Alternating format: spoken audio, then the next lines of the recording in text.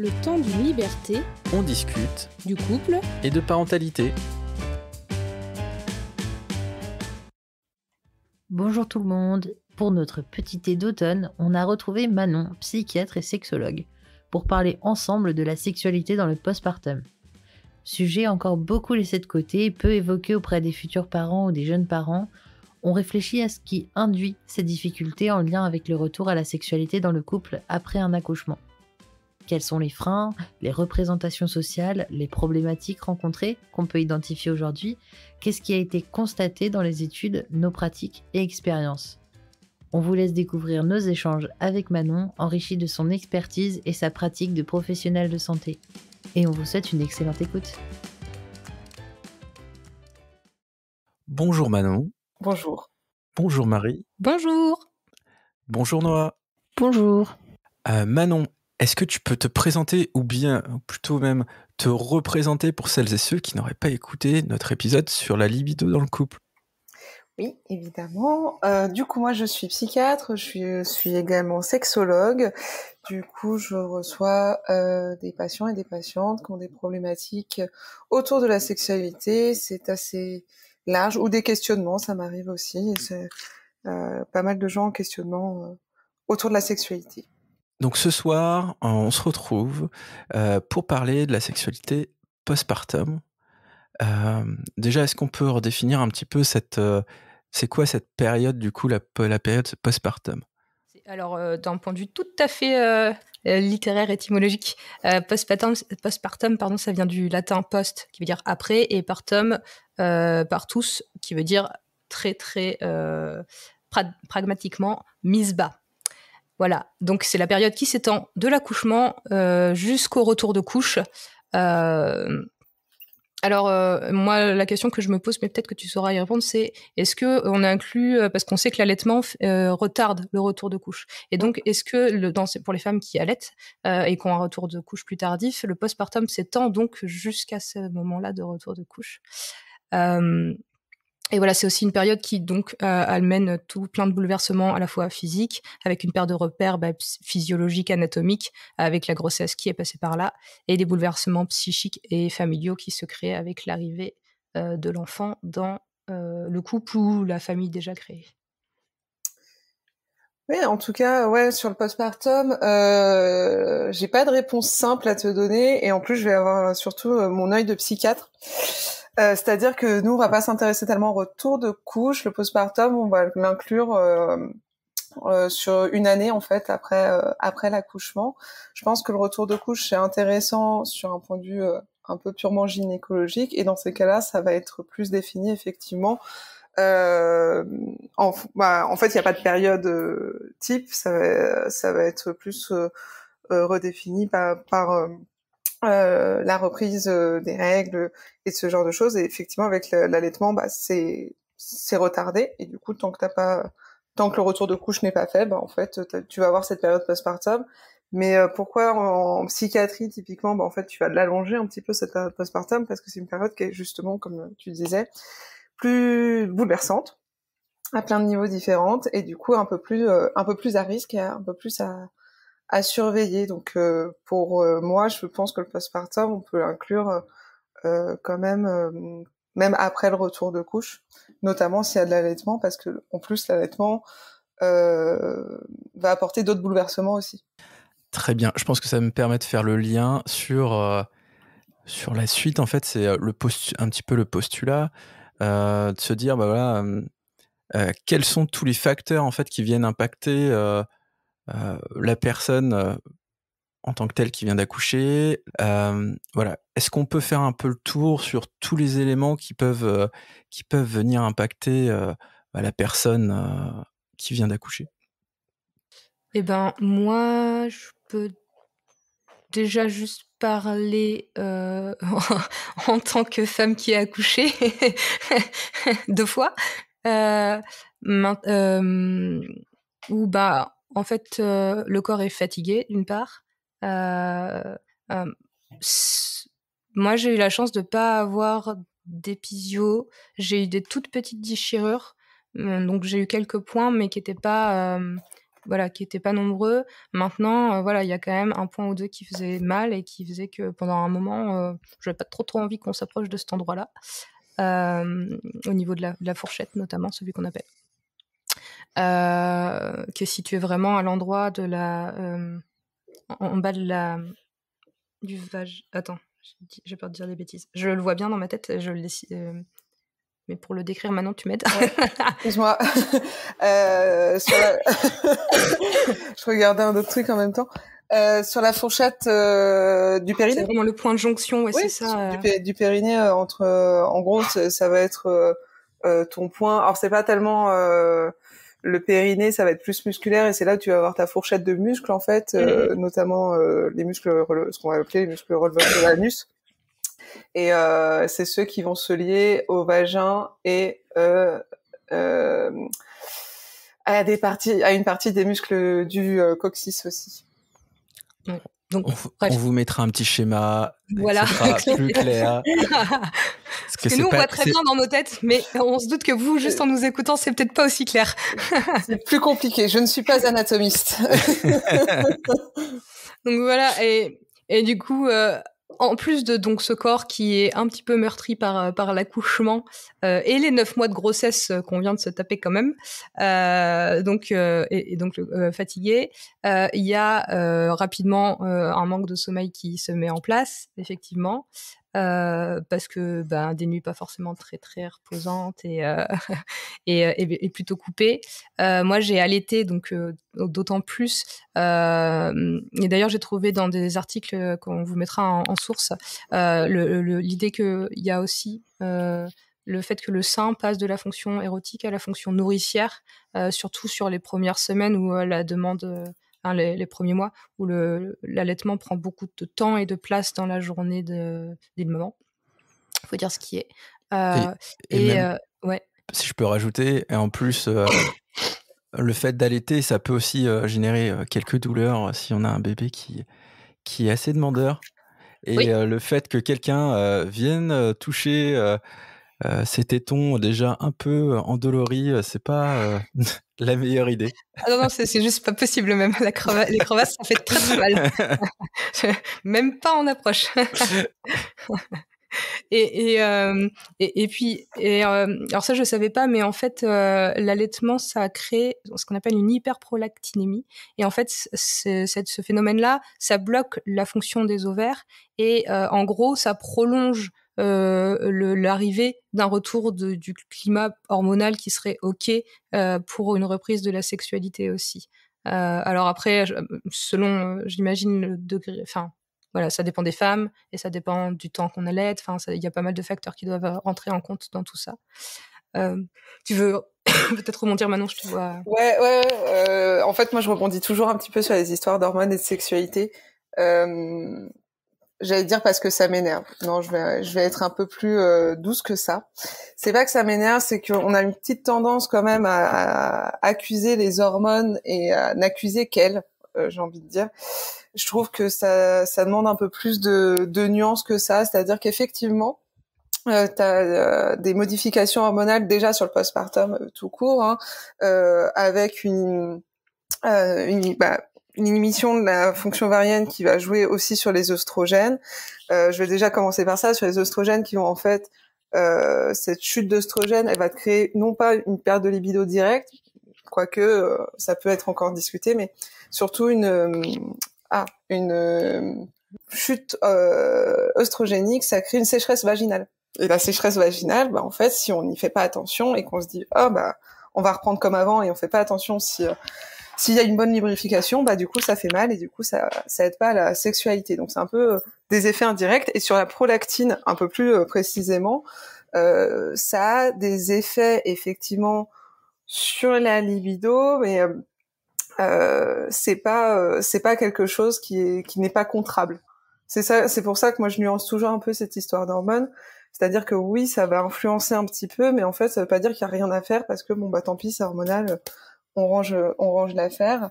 Et puis les rôles des hormones, il va être aussi, ça va être vraiment des rôles indirects, par exemple. Enfin, la lubrification, c'est un bon exemple, je trouve, parce qu'en fait, il y a des choses à faire pour avoir une bonne lubrification. S'il y a une sécheresse vaginale, c'est relativement simple. Et je pense qu'on en parlera après, mais justement retrouver une sexualité, c'est retrouver une sexualité aussi qui prend parfois un peu plus de temps de s'adapter en fait à la modification justement de sa sexualité et de son désir, de son excitation, de son niveau d'excitation, du fait de l'hyperprolactinémie, mais aussi d'autres choses, pour pas trop déborder. Continuer sur l'allaitement et qui pouvait créer aussi une petite bulle entre la maman et l'enfant en fait, et qui est très chouette à voir, c'est vrai, mais c'est vrai que ça peut aussi exclure l'autre parent. Et ce côté, c'est bulle et du coup milieu très cocooning satisfaisant, en fait peut suffire à lui-même entre guillemets. Je pense que ça crée ça crée un cocon où on peut avoir le deuxième parent qui peut être un peu plus distant aussi, ou pas, qui arrive pas à trouver sa place.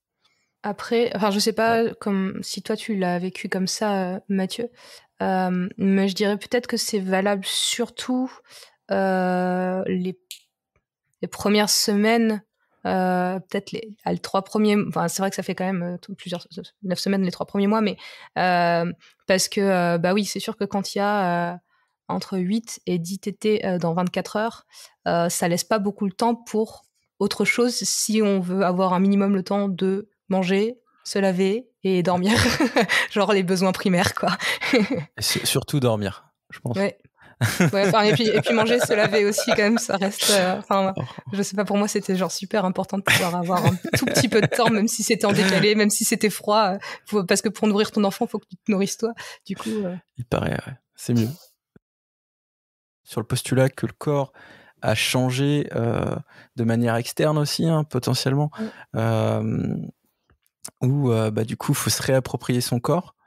Et je trouve que c'est assez intéressant le terme du coup de la matrescence. Je trouve ça assez intéressant sur le fait que oui, on voit que il y a le corps, mais il y a plein d'éléments sociaux qui viennent rentrer en compte. On n'est plus forcément alors si c'est une femme, du coup une femme qui potentiellement qui a accouché, on n'est plus forcément qu'une femme, mais on devient une mère, donc on a un nouveau rôle dans la société aussi, et des nouvelles attentes sociétales qui peuvent créer aussi des conflits internes entre guillemets. J'ai entendu parler du syndrome Madone putain. Je sais pas si c'est quelque chose que toi tu reprends ou tu utilises, Manon, mais dans mes recherches sur le podcast, c'est des choses que j'ai entendues et qui paraissent être beaucoup de changements qu'il faut apprivoiser en fait. Alors moi, c'est vrai, je l'utilise pas parce que, mais je l'ai déjà entendu et de mémoire, je te dirais que c'est d'origine psychanalytique et du coup, c'est vrai que c'est pas ma formation, mais il est intéressant quand même sur un point de vue culturel en fait, de vision sociale de une femme. Si on revient sur qu'est-ce que la féminité finalement.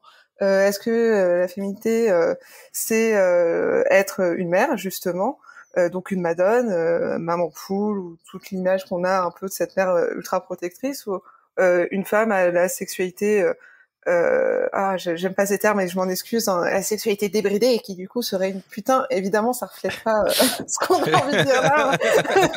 C'est juste pour expliquer le concept de tout ça. Et d'ailleurs, on voit bien que l'opposition, elle est complètement débile en fait. L'un n'empêche évidemment pas l'autre, mais en fait, dans notre culture probablement judéo-chrétienne, c'est probablement dans notre culture judéo-chrétienne plutôt, on a quand même un peu cette image de la femme qui ne peut pas, qui est soit vierge pure et innocente, soit une mère, soit une putain finalement. Et c'est dur de trouver sa place dans en plus une société qui évolue quand même vachement. Après, on voit bien que d'un point de vue culturel, même sur un point de vue la grossesse, je vais repartir un tout petit peu avant. Une femme enceinte, selon les cultures, soit elle est pure, soit elle est sacrée, soit elle est impure d'ailleurs.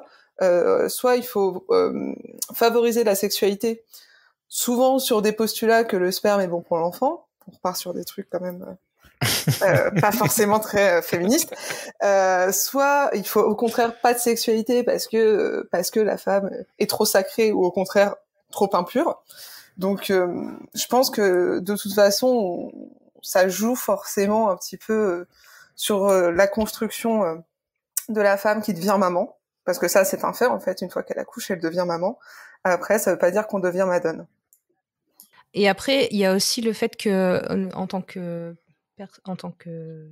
femme, on s'est aussi construite avec nos représentations mentales à nous, de notre entourage, par notre éducation, de ce qu'on a connu dans nos familles aussi. Et parfois, le rôle de mère et le rôle de femme, on l'a vu et vécu comme pas compatible. Et donc, quand à son tour, on devient mère, et ben, il y a des choses qui viennent se heurter là-dedans. Et c'est pas facile de trouver un équilibre entre le soi maman et le soi femme. Et surtout au début où, en fait, où l'enfant, tout le monde en fait est centré vers l'enfant. C'est pas que la mère. Pardon.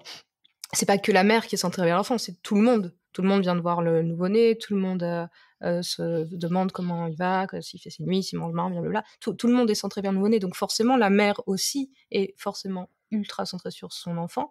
Et donc trouver son rôle de femme à ce moment-là, ça, en fait, ça met juste vachement de temps parce que c'est plein de nouveaux repères à construire, en partie en se détachant si on a besoin de ce qu'on a pu vivre ou connaître auparavant, et pour se faire son propre chemin à soi. Et c'est pas toujours évident. Et puis ça dépend du soutien aussi et des positionnements de l'entourage proche, à la fois le partenaire, mais aussi la famille ou les amis proches, etc. Comment les gens autour de soi se positionnent par rapport à tout ça, je pense, pour réussir à... Alors, je me permets, je rebondis juste un petit peu là-dessus sur le côté presque trouver sa place en tant que maman et en tant que femme. Enfin, pour moi, je le vois toujours plus comme un continuum. C'est plutôt comment je suis une femme qui est devenue mère, quoi. Comment je suis.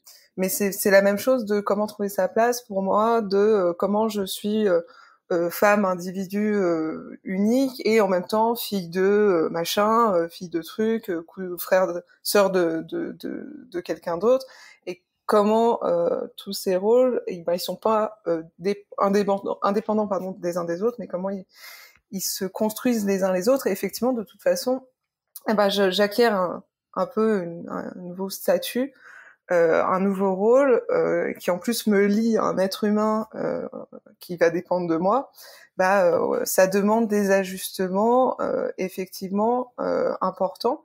Mais je pense que là-dessus, on a un peu tendance, je trouve, à diaboliser ces ajustements qu'on demande, avec un peu vous allez perdre de la liberté, vous allez perdre du temps, vous allez perdre de la féminité. Et moi, je trouve ça plus intéressant de dire, ok, qu'est-ce qu'on va gagner, qu'est-ce qui va changer. C'est pas forcément c'est pas forcément des mauvais changements. C'est des changements, c'est des choses qui sont différentes, ce qui fait toujours peur. Le changement, ça fait peur parce que c'est l'inconnu, mais ça veut pas dire que c'est moins bien. Et je pense qu'on a un peu, on commence à glisser gentiment sur un truc de ok, il y a des trucs qui peuvent être bien, sans tomber dans un truc extrémiste de on devient une femme merveilleuse parce qu'on est devenu mère. Voilà, c'est toujours un peu des nuances à avoir et qui dépendent de tout à chacun en plus. Mais pour rebondir là-dessus, Manon, et ce qui met un peu tes propos mettent un peu aussi ça en lumière, c'est qu'on a de la préparation à l'accouchement, mais à aucun moment on a préparation à devenir parent entre guillemets sur qu'est-ce que vous allez arriver chez vous et ça se passe comment et que vous ayez pas du tout de libido dans les 3 premiers mois, c'est complètement normal et il faut pas forcément s'affoler. Que vous allez pas dormir ou très peu, c'est normal aussi.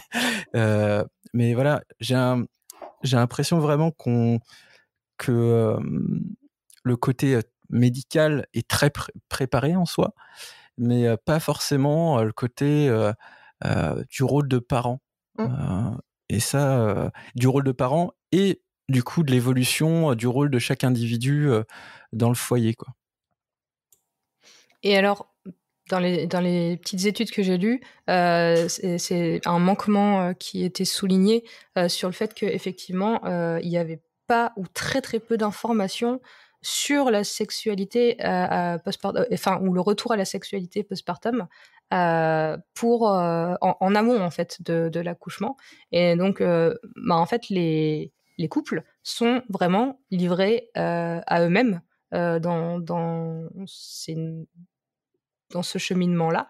Et s'ils vont pas chercher eux-mêmes les infos, et encore, même en allant chercher, des fois, c'est pas forcément évident de trouver. Voilà, c'est encore une fois, comme pour beaucoup de choses autour de la sexualité, je trouve, un manque d'information et de sensibilisation, d'éducation. Hey. Et je pense que Manon, tu es d'accord avec ça. Je te vois acquiescer de toute ta tête depuis tout à l'heure. Ça me dit quelque chose. Je crois qu'on en a parlé il y a pas très longtemps. Ah bah de toute façon, je me suis dit que j'allais le remettre. J'allais vous en reparler au bout d'un moment, le manque d'éducation. Et puis même, tu parlais du côté médical.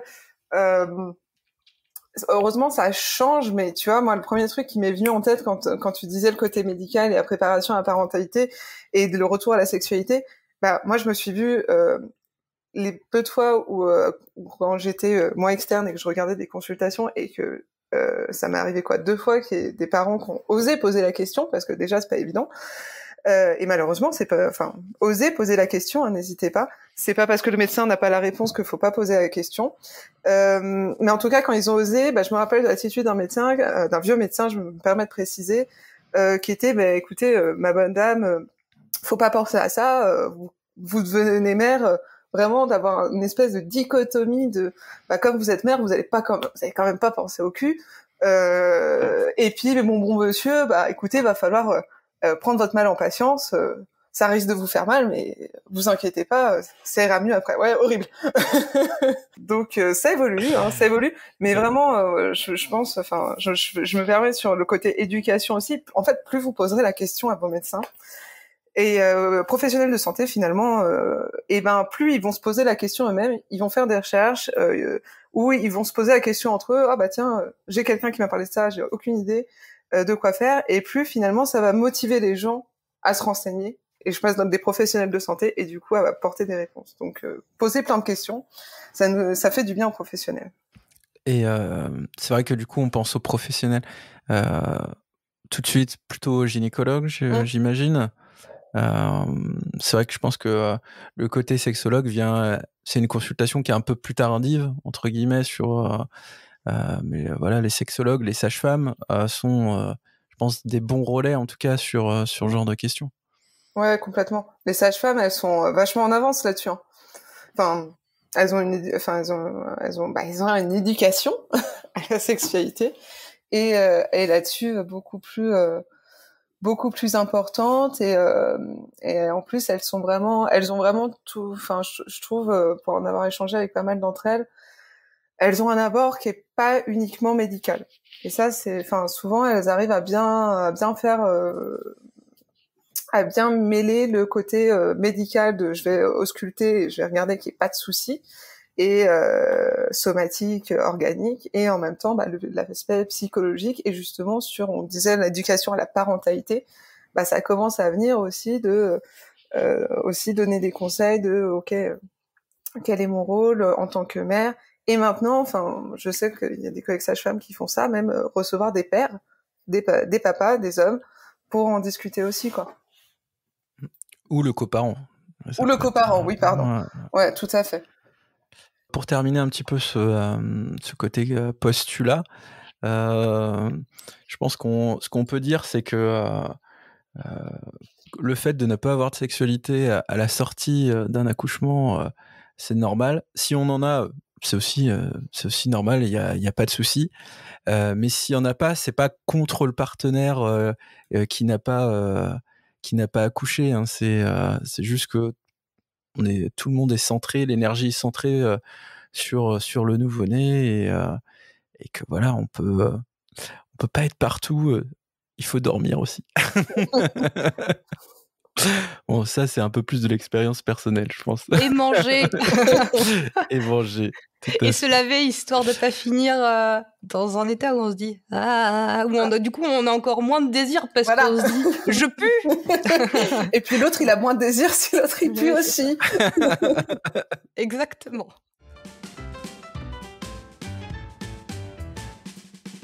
C'est la fin de cette partie d'épisode. On espère que vous avez passé un bon moment. On vous invite à interagir avec nous, que ce soit en likant, en commentant ou en partageant notre podcast. Vous pouvez aussi nous mettre des petites étoiles quand c'est possible. Et d'ici là, on vous dit à dans 15 jours pour vous faire découvrir la suite et la fin de nos discussions sur ce passionnant sujet. À très vite!